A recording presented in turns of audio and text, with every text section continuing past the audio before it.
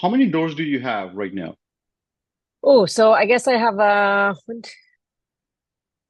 five doors. Five doors. And they Uh-huh. are spread between all short-term and midterm rentals. No long-term rentals, right? I do actually my San Francisco home that was our old primary, still a long-term rental to this day. They have very strict short-term rental rules in San Francisco, and I just haven't wanted to put in the work to furnish it because I kind of have just been waiting for the right moment to sell it. So that is my one long-term rental still. All right. Awesome. Awesome. Yeah. So how do you like your short-term rental, midterm rental journey? Because it's kind of different, right? It's challenging. And so which one do you prefer and why? Oh, I think there's a season for either. I don't think I prefer one. In the summers or the high, I guess I shouldn't say summer. In the high season in whatever market you're in. So in San Diego, that is the summers. In Savannah, it's actually not the summers.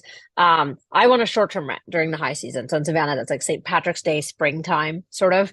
Um, in the off season, I want a midterm because if I can get that guaranteed locked in rent at, 100% occupancy, that's much better than just trying to fill weekends here and there during low season. So I prefer a hybrid strategy. I like to do both. I also think like it depends on the actual characteristics of the property in question. So one of the properties I have is a two door. It's a, four bedroom, two bath house with like an attached studio mother-in-law suite.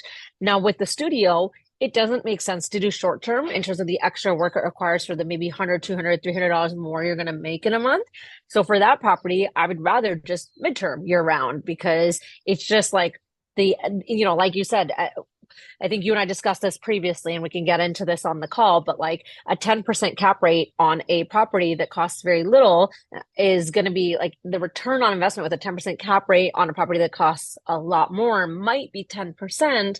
But in terms of absolute dollars, there's a big difference there.